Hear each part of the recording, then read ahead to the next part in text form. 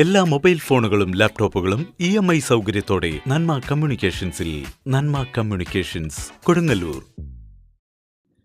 അരമണി കിലുക്കി ഉറഞ്ഞു തുള്ളുന്ന ചെഞ്ചേലയുടുത്ത ആയിരങ്ങൾ കുരുമ്പക്കാവിൽ അശ്വതികാവ് തീണ്ടി.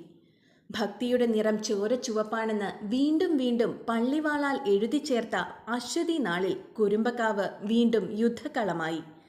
മനസ്സിലെ മുറിവുണക്കുന്ന വിശ്വാസം കണക്കെ തിരുനെറ്റിയിലെ ചുടുചോരയിൽ അനുഗ്രഹമായി വന്നു ചൊരിയുന്ന മഞ്ഞൾപ്പൊടിയുടെ ഗന്ധം. കലിയുടെ മൂർധന്യത്തിൽ സ്വയം സമർപ്പിച്ച് അമ്മയുടെ മടിത്തട്ടിൽ അഭയം തേടി കോമരങ്ങൾ. പാടിയിട്ടും പാടിയിട്ടും തീരാത്ത ആവേശതാളവുമായി ഭക്തസഹസ്രങ്ങൾ. ഐതിഹ്യങ്ങൾ, ആചാരങ്ങൾ അലകടലിളകും കണക്കെ ഇരമ്പിയുണർന്നു കുരുമ്പക്കാവ്. കാലം എത്ര കഴിഞ്ഞാലും കുറയാത്ത ആവേശത്തിൻ്റെ ചിലമ്പൊലിയുയർത്തി കാവ് തീണ്ടാൻ എത്തിയവർ ഒന്നല്ല, 1000മല്ല.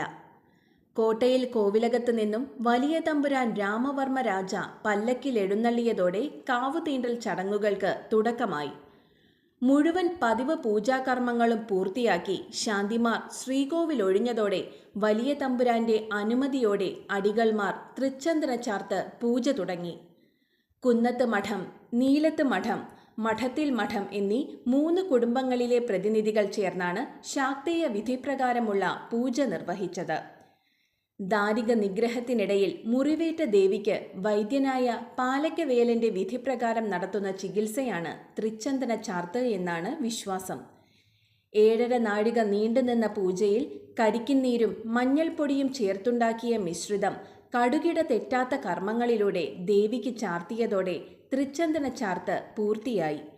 ഇതോടെ വലിയ തമ്പുരാൻ നിലപാട് തറയിൽ ഉപവിഷ്ടനായി. ഈ സമയമത്രയും ക്ഷേത്രാങ്കണത്തിലെ അവകാശത്തറകളിൽ ആയിരങ്ങൾ അടക്കിപ്പിടിച്ച ആവേശവുമായി കാത്തുനിൽപ്പായിരുന്നു. സൂചി കുത്താൻ ഇടമില്ലാത്ത വിധം കാവും പരിസരവും തിങ്ങി നിറഞ്ഞ ഭക്തസഹസ്രങ്ങൾ അലയടിക്കാൻ വെമ്പുന്ന ആഴിയെ ഓർമ്മപ്പെടുത്തി. ഒരു നിമിഷം കുരുമ്പക്കാവിലെ ആരവത്തിനു മീതെ നിശബ്ദത പെയ്തിറങ്ങി. ആ നിമിഷത്തിൽ വലിയ തമ്പുരാന്റെ അനുമതി അറിയിച്ചുകൊണ്ട് കോയ്മ പട്ടുകുട ഉയർത്തി. അതേ നിമിഷത്തിൽ തന്നെ പാലക്കവേലൻ ദേവിദാസൻ ആദ്യം കാവു തീണ്ടി. നിമിഷാർദ്ധത്തിന്റെ വ്യത്യാസത്തിൽ ആയിരങ്ങൾ അണപൊട്ടിയ കണക്കെ കുരുമ്പക്കാവിനെ വലം വച്ചു. 3 വട്ടം പ്രദക്ഷിണം പൂർത്തിയാക്കിയ ശേഷം തമ്പുരാനെ വണങ്ങി ഭക്തർ മടക്കയാത്ര ആരംഭിച്ചു. 5 മണിയോടെ ചടങ്ങുകൾ പൂർത്തിയായി. ഭരണി നാളായ തിങ്കളാഴ്ച ക്ഷേത്രത്തിലെ വാതിൽ മാടത്തിൽ നെറ്റിപ്പട്ടം വിരിച്ച് കിണ്ടിയും കണ്ണാടിയും വെച്ച് ദേവിയെ സങ്കൽപ്പിച്ചിരുത്തും. തുടർന്ന് വടക്കേ നടയിൽ കുമ്പളങ്ങ ബലിയർപ്പിച്ച് വെന്നിക്കൊടി നാട്ടുന്നതോടെ ഭരണിയാഘോഷം സമാപിക്കും.